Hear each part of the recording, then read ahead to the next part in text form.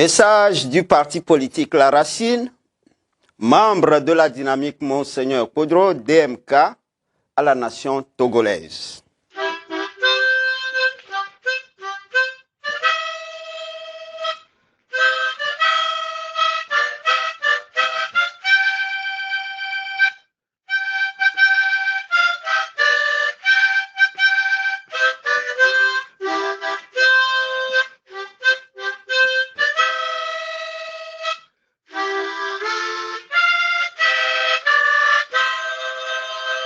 Seul l'amour patriotique peut sauver le Togo de la dérive. Togolaises et Togolais, avant toute chose, qu'il nous soit permis de saluer la mémoire de tous ceux qui sont morts au Togo et ailleurs à cause de la démocratie, de rendre un vibrant hommage à tous ceux qui en sont moralement, physiquement et financièrement paralysés à vie, et un hommage mérité à la multitude des détenus politiques innocemment dans les geôles. Chers compatriotes, depuis la création de notre formation politique La Racine, à savoir la renaissance de l'Afrique complète, indépendante et épanouie, nous ne cessons de jeter un regard constructif sur la vie socio-politique et économique de notre pays, de l'Afrique et du monde. Ce qui nous amène à nous prononcer périodiquement afin d'apporter notre modique contribution pour l'épanouissement humain durable de la société togolaise que nous sommes tous appelés à bâtir, car, qu'on le veuille ou pas, le Togo est un patrimoine à nous tous et par conséquent, nous en sommes tous responsables vis-à-vis des générations actuelles et à venir. Ce message citoyen, loin de vouloir verser les acteurs ci-après indexés, doit plutôt être reçu avec amour et nous conduire à un véritable changement de comportement salutaire pour la nation togolaise. Togolaises et Togolais, eu égard à notre responsabilité vis-à-vis du peuple dont nous avons en main la destinée, du président de la République jusqu'au plus bas de notre société humaine togolaise, nous devons chacun à son rang et niveau social mener un examen introspectif de conscience patriotique aiguë. Pour bien mener cet examen patriotique qui nous interpelle, il nous faut avant tout de l'amour patriotique et rien que l'amour patriotique. Ce qui nous contraint à abandonner et à oublier notre ego ou notre amour propre.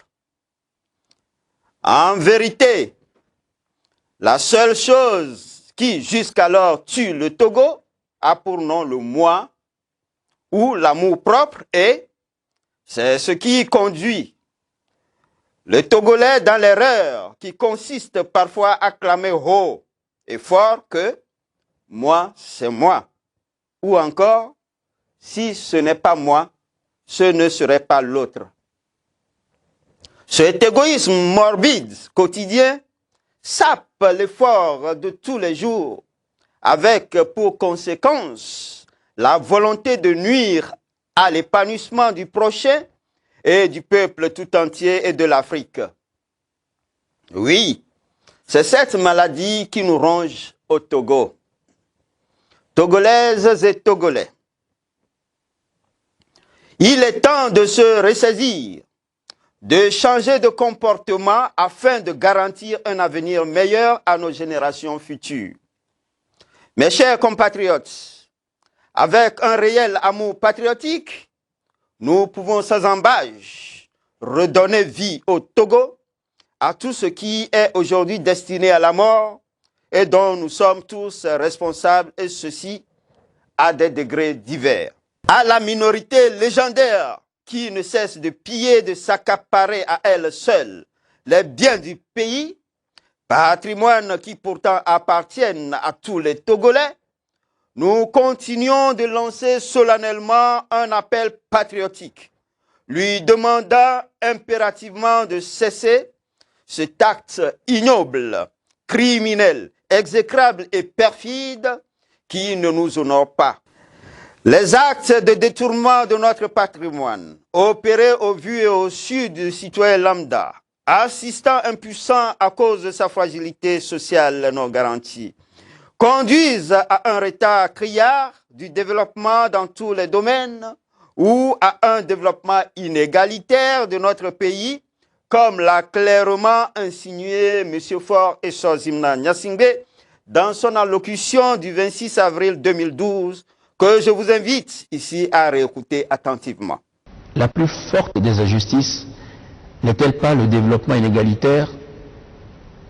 Lorsque le plus petit nombre accapare les ressources au détriment du plus grand nombre, alors s'instaure un déséquilibre nuisible qui menace jusqu'à ce tréfonds la démocratie et le progrès. Et pour confirmer les dires du président Faure, écoutons Rasli. Chaque fois on crie Babylone au secours, autant nous-mêmes on a des comptes bloqués en Suisse, c'est grave. Ils disent l'avenir de la nation c'est la jeunesse. Or ils sont assis eux-mêmes sur la jeunesse. Malgré leurs milliards, ils ne sont jamais satisfaits. Ce sont des vautours, ce sont des cafards, de véritables toucas. C'est des pillards.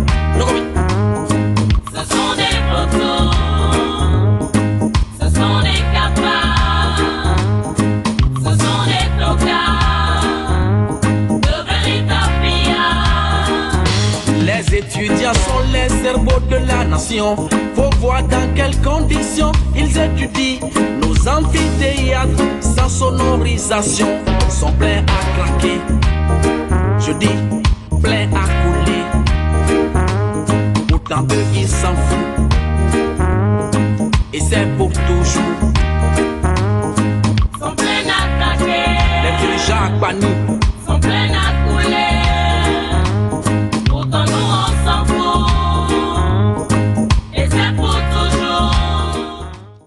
Mais, Monsieur le Président, les Togolais demeurent toujours sur leur soif, celui de savoir à quoi a servi votre sursaut patriotique de ce 26 avril 2012, puisque, toujours et toujours, d'une façon plus cruelle et inquiétante, cette minorité continue, dans la quiétude, son forfait.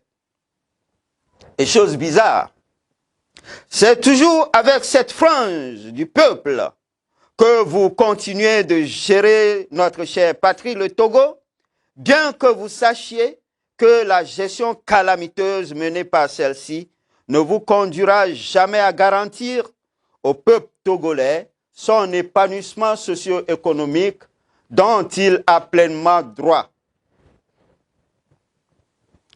Vous en êtes bien sûr conscient. J'ai reçu la lettre d'un responsable d'une association de consommateurs qui disait: Monsieur le Président, vous avez dit mandat social, mais vous avez augmenté tel prix, vous avez augmenté tel prix, etc. Mais mandat social, si vous gérez mal, vous ne pouvez pas faire du social. Je répète cette phrase importante. Si vous gérez mal, vous ne pouvez pas faire du social. Mais Monsieur le Président, qui gère mal? C'est la minorité dont vous connaissez. Monsieur le Président, si ce clip s'avère vrai, cela prouve à suffisance qu'il y a bien de malaise dans les secteurs sociaux de notre pays. Les revendications récurrentes et incessantes de nos enseignants, médecins et bien d'autres corps sont donc légitimes et non répréhensibles. Pour cela, il vaut mieux organiser très rapidement un dialogue socio-économique et politique global pour une solution idoine et durable aux graves problèmes dans notre pays.